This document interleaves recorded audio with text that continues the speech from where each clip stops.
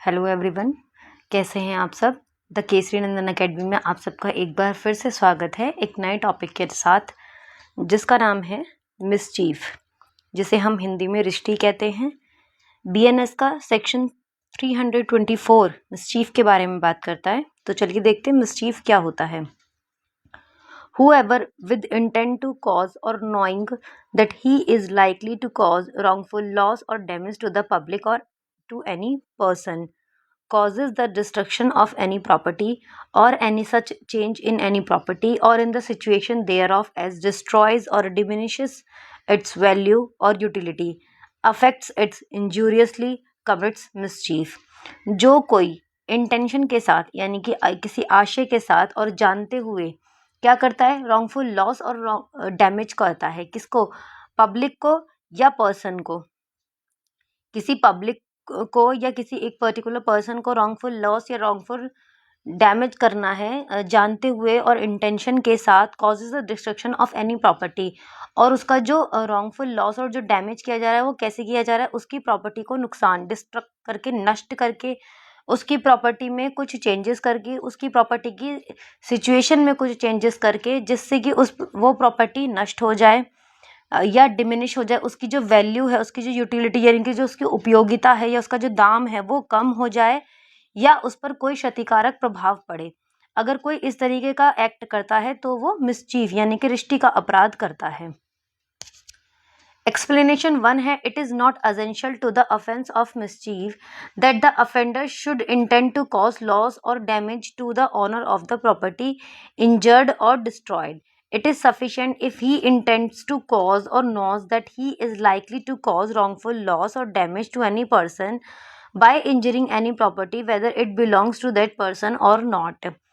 इसमें ये बोला गया है कि रिश्ती के अपराध के लिए, मिसचीफ के लिए ये असेंशियल नहीं है, यह आवश्यक नहीं है कि the offender should intend to cause loss और डैमेज, जो प्रॉपर्टी का मालिक है उसी को लॉस या डैमेज हो। ये मिसचीफ के लिए ये ज़रूरी नहीं है। इसके लिए सिर्फ इतना ही सफिशेंट है कि जो व्यक्ति मिसचीफ कर रहा है उसकी इंटेंशन या उसकी नॉलेज ये हो कि वो जो रॉन्गफुल लॉस और रॉन्गफुल डैमेज जो कॉज कर रहा है किसी प्रॉपर्टी को इंजर करके, उससे किसी पर्सन, वो चाहे किसी पर्सन को बिलोंग करती हो या ना करती हो, पर उस प्रॉपर्टी को नुकसान करने से किसी पर्सन को रॉन्गफुल लॉस और डैमेज होना चाहिए। और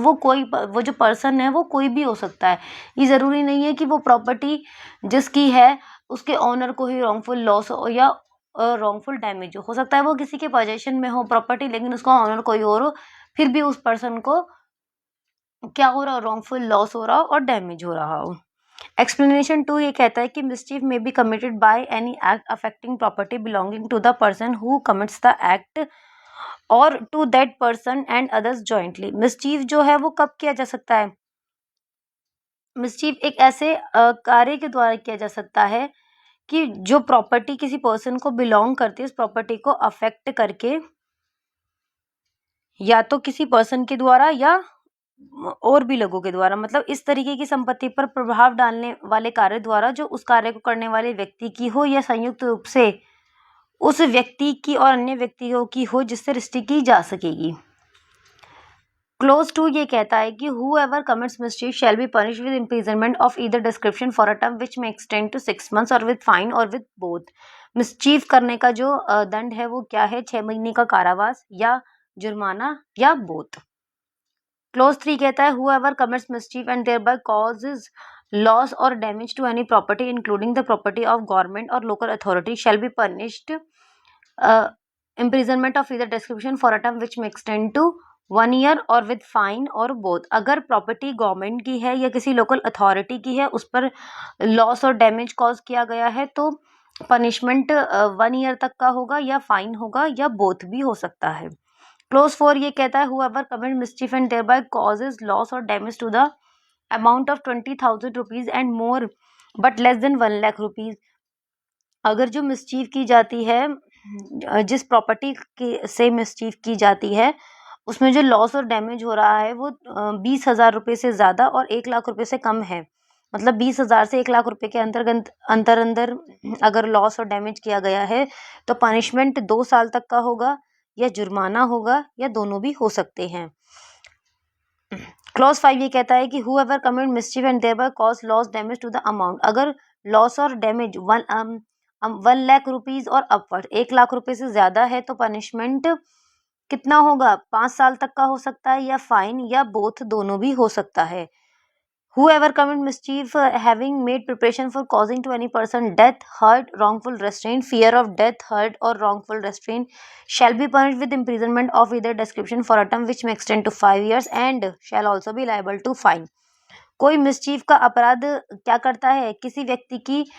व्यक्ति की मृत्यु या उसको हर्ट यानी कि चोट पहुंचाने के लिए या उसको रॉन्गफुली रेस्ट्रेन करने के प्रिपरेशन के साथ करता है या व्यक्ति की मृत्यु कारित करने या चोट पहुंचाने या रॉन्गफुली रेस्ट्रेन करने के डर में रखकर मिसचीफ करता है तो उसका अपराध 5 साल तक का और जुर्माना दोनों हो सकता है। यहाँ पर आप देखेंगे यहाँ पर और है और यहाँ पर एंड है, यहाँ पर 5 साल का कारावास प्लस फाइन है और यहाँ पर या तो 5 साल का कारावास होगा या फाइन होगा।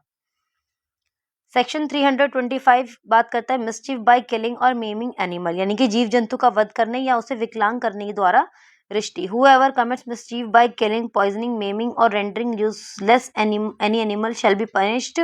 with imprisonment of either description for a term which may extend to 5 years or with fine or with both। कोई रिष्टि यानी कि मिसचीफ का अपराध कैसे करता है, किसी जानवर को मारकर, उसको जहर देकर, उसको विकलांग कर कर या उसे यूजलेस करके, अगर जो भाई किसी की प्रॉपर्टी होती है, कोई गाय भैंस पालता है तो वो भी तो उसकी प्रॉपर्टी हो गई। अगर किसी गाय भैंस का पैर काट दिया जाए या उसको मार दिया जाए, ये कर दिया जाए, वो दूध का बिजनेस करता हो, उससे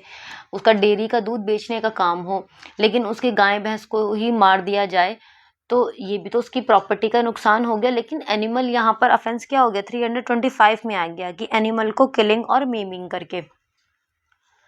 तो अब अगर उसने उसकी गाय को उसके पैर काट दिए या उसको बीमार कर दिया या कर दिया जिससे वजह से वो दूध अब वो उसकी किसी काम की नहीं रही, तो उसने उसके एनिमल्स को यूजलेस कर दिया, तो यहाँ पर भी तो उस पर्सन के अगेंस्ट मिसचीफ का ऑफेंस हुआ है। तो यहाँ पर उसका पनिशमेंट 5 years होगा या फिर फाइन होगा या बोथ भी हो सकता है। Section 326 mischief by injury, inundation, a fire or explosive substance। Whoever commits mischief by doing any act which causes or which he knows to be likely to cause a diminution of the supply of water for agriculture purpose or food or drink for human beings or for animals which are property or for cleanliness or for carrying on any manufacture shall be punished with imprisonment of either description for a term which may extend to 5 years or with fine or both। कोई mischief कैसे करता है, वो एक ऐसे act के द्वारा करता है और ये उस एक्ट उसकी नॉलेज में भी है। वो क्या करता है कि जो पीने का पानी है या वाटर की सप्लाई है एग्रीकल्चर पर्पस के लिए, यानी कि खेती वेती करने के लिए जो 12 वगैरह से पानी आ रहा होता है उसको डिमिन्यूशन कर देता है, उसको खराब कर देता है। फूड और ड्रिंक जो है ह्यूमन बींग्स के लिए या एनिमल्स के लिए, जो भी खाने पीने की चीज़ें हैं ह्यूमन बींग्स और एनिमल्स के लिए, उनको नष्ट कर देता है। ठीक है, और फॉर क्लीनलीनेस और for carrying on any manufacturer, या साफ सफाई के लिए या मैन्युफैक्चरिंग के लिए जो भी चीज़ें हैं उन सबको नष्ट करके शैल भी उनका कर देता, उनको नष्ट करके मिसचीफ का अपराध करता है। तो यहाँ पर उसका जो पनिशमेंट होगा वो 5 साल तक का इम्प्रिजनमेंट होगा या फाइन होगा या बोथ होगा।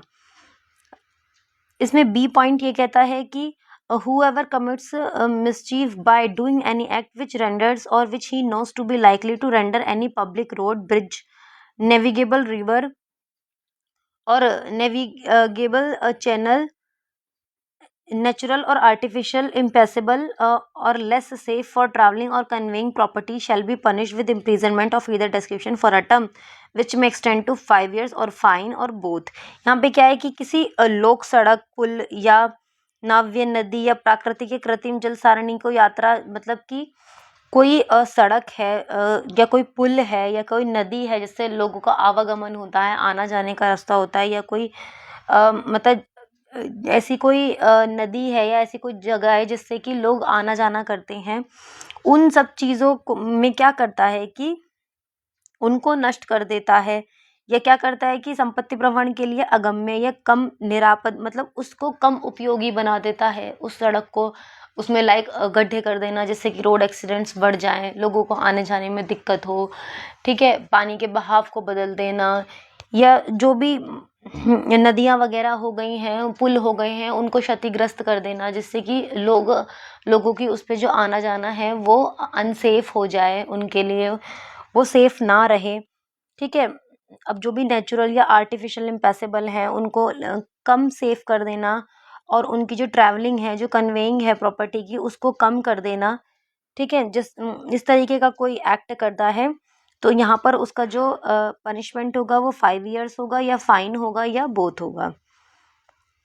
सी क्लॉज कहता है कि doing any act which causes or which he knows to be likely to cause an inundation or an obstruction to any public drainage attend with injury or damage.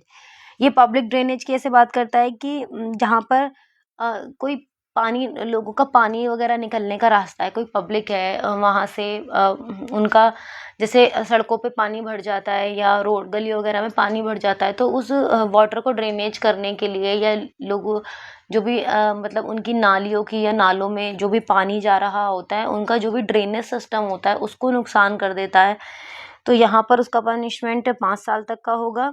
Imprisonment या fine होगा, या both होगा, ठीक है। D clause कहता है destroying or moving any sign signal used on navigation for rail, aircraft or ship, other thing placed as a guide for navigators, or by any act which renders any such sign signal less useful as a guide for navigators shall be punished with imprisonment of either prescription for a term which may extend to 7 years, और fine, और both. अब यहाँ पर ये क्या destroy कर देता है, यहाँ पर डिस्ट्रॉय की बात हो रही है कि कोई भी साइन या कोई भी सिग्नल, जैसे कि ट्रेन के आने जाने के लिए जो भी सिग्नल्स होते हैं कि रेड सिग्नल है ट्रेन के लिए, या जब ट्रेन आ रही होती है तो जो फाटक होता है उसको बंद कर दिया जाता है, सिग्नल दिया जाता है ट्रेन को निकलने की कि हाँ आप जा सकते हैं, आगे लाइन खाली है। एयरक्राफ्ट के लिए जो भी सिग्नल्स होते हैं, शिप्स के लिए जो भी सिग्नल्स होते हैं, या रोड वगैरह पर जो भी सिग्नल्स या साइंस प्लेस होते हैं कि आगे पुल है, या आगे सड़क चौड़ी है, या आगे सड़क कम चौड़ी है, या आगे गड्ढे हैं, या आगे स्पीड ब्रेकर, इस तरीके के जो भी हमें सिग्नल्स मिलते हैं, जो इन सब सिग्नल्स को और साइंस को डिस्ट्रॉय कर देता है, या उनको कम लेस यूजफुल कर देता है, मतलब जो उनकी उपयोगिता है उसको कम कर देता है, ठीक है। तो यहाँ पर उसका इम्प्रिजनमेंट 7 साल तक का होगा, या फिर उसको फाइन भी दिया जा सकता है, या दोनों भी दिया जा सकता है। ई कहता है कि डिस्ट्रॉय और moving any landmark fixed by the authority of a public servant. कोई ऐसा लैंडमार्क है जो पब्लिक सर्वेंट ने पब्लिक सर्वेंट के द्वारा फिक्स किया गया है, और by any act which render such landmarks are less useful such as, मतलब कि कोई लैंडमार्क लगाए हुए हैं कि भाई यहाँ पर आगे ये चीज़ पब्लिक प्रॉपर्टी है, या ये गवर्नमेंट की प्रॉपर्टी है, इस तरीके के जो भी लैंडमार्क्स किसी गवर्नमेंट अथॉरिटी के द्वारा या पब्लिक सर्वेंट के द्वारा लगाए जाते हैं, वो उनको डिस्ट्रॉय कर दे या उनको लेस यूजफुल, उसकी उपयोगिता को कम कर देता है, तो यहाँ पर उसका इम्प्रिजनमेंट कितना होगा, 1 ईयर और विद फाइन, और बोथ 1 साल तक का कारावास, या फिर फाइन होगा, या दोनों भी हो सकता है। एफ क्लोज कहता है fire or any explosive substance intending to cause or knowing it to be likely that he will thereby cause damage to any property including agriculture produce। जो एग्रीकल्चरल प्रोड्यूस के लिए ही हो रहा है, कृषि उपज के लिए जो भी संपत्ति है उसमें या तो आग लगा दी जाए, या कोई एक्सप्लोसिव सब्सटेंस लगा दिया जाए जिससे कि उसको डैमेज हो उस प्रॉपर्टी को, तो यहाँ पर उसका पनिशमेंट कितना हो जाएगा, 7 ईयर्स का पनिशमेंट हो जाएगा, और फाइन भी लगाया जाएगा।